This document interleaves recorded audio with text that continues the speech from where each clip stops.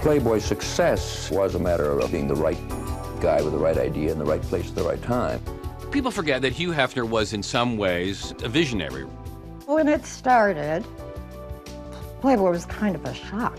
I mean, where'd this come from? Playboy magazine, up until the mid-70s, was a no-no in everybody's house. Only if you're really hip was it okay to, yeah, I have Playboy, so. But if you weren't hip, you were probably nasty.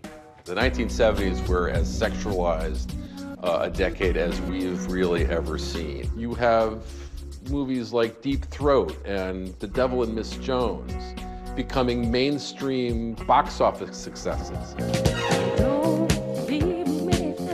It was an era that felt liberated all of a sudden. It was very exuberant. Women were feeling free sexually.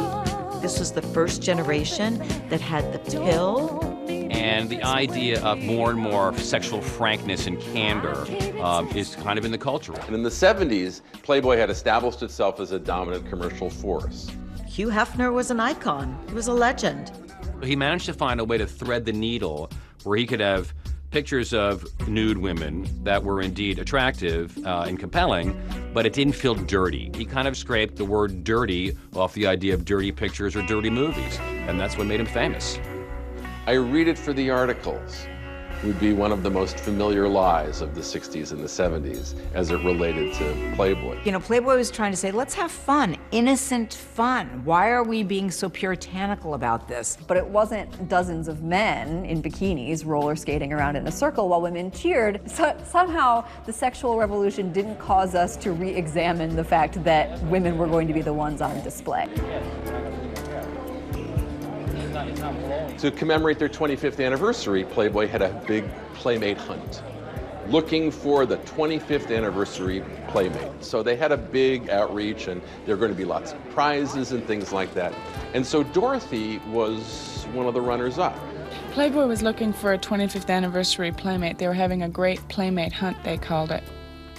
I brought her down. It was her first airline flight. It was her first limo ride.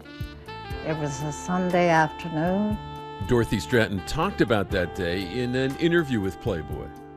I remember driving up this driveway and I see this huge castle and my legs would not move. I was shaking so bad I thought that everyone in that room could hear my knees knocking. I was so shy. Well, that's what they liked.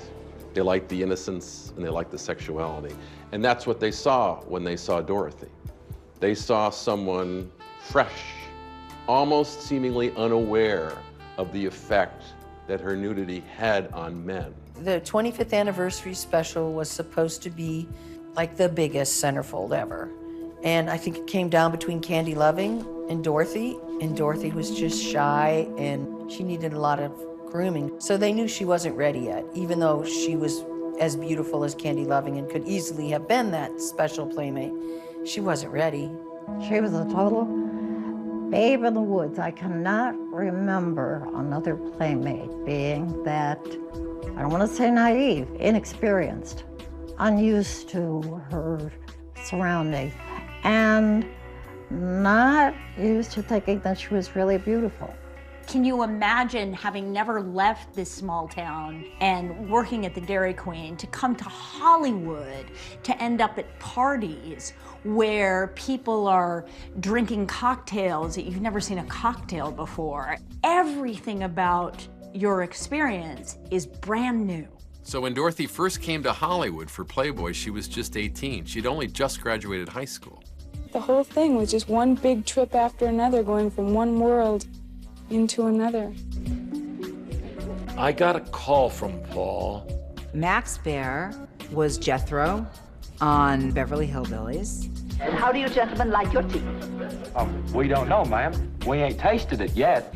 And of course, we all still think of him that way, but it's been a few years. And it turns out that he was friends with Paul Snider. He said he had met this girl and she was gorgeous. And they took some pictures of her and they sent them down, and Playboy is really interested in her. And he said, she's going to be a star. I said, oh yeah, of course. She had to have felt excited, overwhelmed, scared.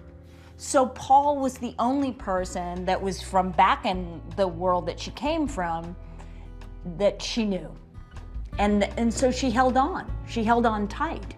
She was on the phone with him daily when we shot her. She would call and tell him how great it was going, and she thought that whatever success she was having, and it was embryonic at that point, was totally due to Paul. She leaned on him. And so if stuff ever got too big or too scary, he was the one who was going to be in her corner. And so for him, that's an incredibly powerful position, because the more and more power that she builds, the more he gets to be the person who's the foundation for it all and who benefits from it all. Paul was a small-time hustler who found the golden nugget. Paul thought he could ride his golden girl all the way to the top. This wasn't love, per se. This was love in business. This was desire in business. And came to Los Angeles. You know, he had an idea. And let's face it, he wasn't wrong. He told her, take these pictures, let's go to Hollywood, let's meet Hefner. And in his mind, I'm a Hugh Hefner. I can see myself having a big mansion, and this girl could be the beginning of that. This is about discovering your world is not the world that you thought it was. It was women being there to satisfy men's lust. He definitely looked at her as a commodity, used her from the very beginning. This is the Hollywood dream gone wrong.